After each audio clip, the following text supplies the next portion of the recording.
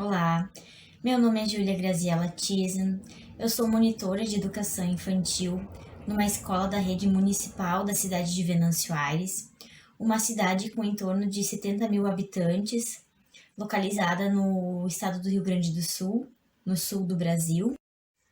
A atividade apresentada foi realizada com 19 crianças do pré-A. O pré-A atende crianças em fase pré-escolar, com idade entre 4 e 5 anos, da rede municipal, então, aqui de Venâncio Aires. Com, então, o acontecimento, do coronavírus, as aulas começaram a acontecer remotamente pelo aplicativo do Classroom, nas salas virtuais, onde a gente disponibiliza as atividades, e as famílias têm uma data para realizar. Essa data ficou bem flexível em virtude de muitas famílias estarem trabalhando ainda. Iniciando a atividade, então, em um primeiro momento, solicitamos que os alunos fossem para o jardim da sua casa ou para aqueles que moram em apartamento fossem para a janela do seu apartamento e que fechassem os olhos e apenas escutassem os sons ao seu redor, na intenção de que eles pudessem perceber quais animais tinham na sua casa ou ao redor, De olhos fechados, então, os relatos mais frequentes foram que eles ouviram pássaros e cachorros. Tendo essas informações, num segundo momento, a gente contou a história Festa no Meu Jardim, do Marcos Bagno. Essa história relata tanta festa que acontece no nosso jardim, de tantos animais que a gente não percebe, Essa história foi disponibilizada pela plataforma do YouTube para que eles pudessem assistir ou no celular, ou no computador, ou na própria televisão.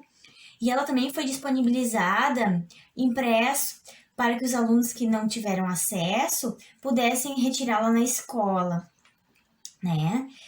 E então essa história relata a passagem de muitos animais no nosso jardim e que muitos deles a gente não percebe, a gente não enxerga, ou a gente apenas não tirou o tempo para prestar atenção na passagem desses animais.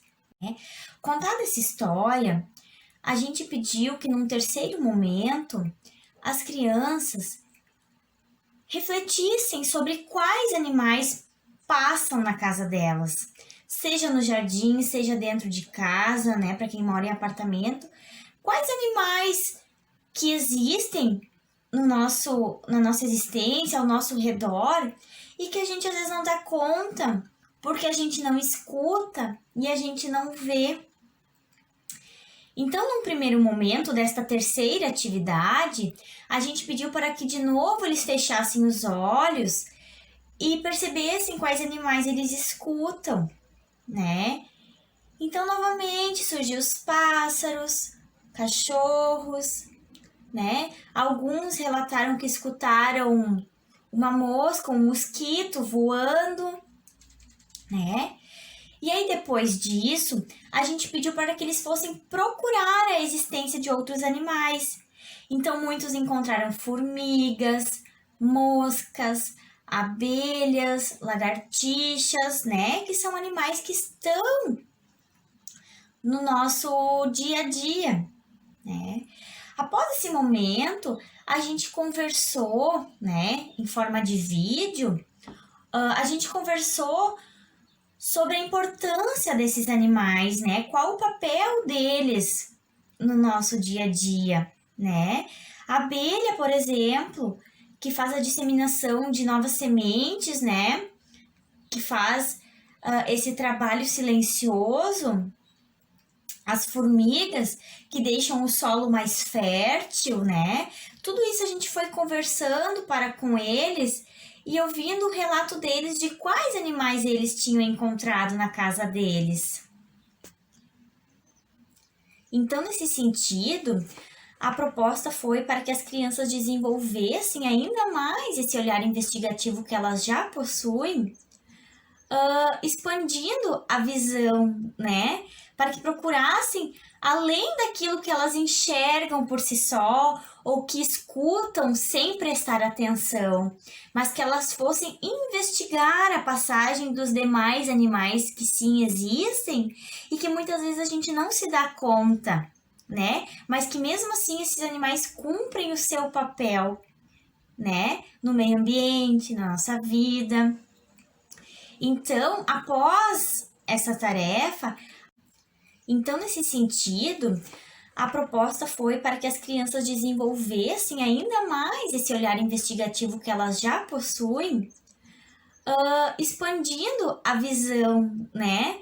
Para que procurassem além daquilo que elas enxergam por si só ou que escutam sem prestar atenção, mas que elas fossem investigar a passagem dos demais animais que sim existem e que muitas vezes a gente não se dá conta, né? Mas que mesmo assim esses animais cumprem o seu papel, né? No meio ambiente, na nossa vida.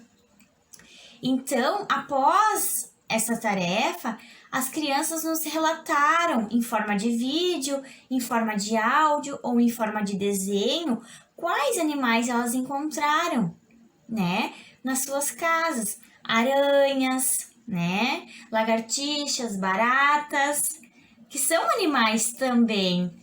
Então, nesse sentido, essa atividade foi bastante importante para desenvolver ainda mais este olhar de pesquisa, de busca, de investigação nas crianças, para que elas comecem já desde cedo a ter esse olhar mais crítico, este olhar de procura, né?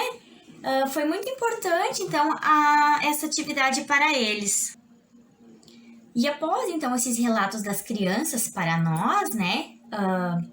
A gente relembrou uma atividade que a gente já tinha feito, falando sobre receitas caseiras que a gente faz para afastar esses pequenos animais das nossas plantas quando eles estão se usando em demasia dessas plantas, né? Que nem a gente sabe que a formiga pode acabar matando uma planta, né? De tanto que ela vai comendo as folhas.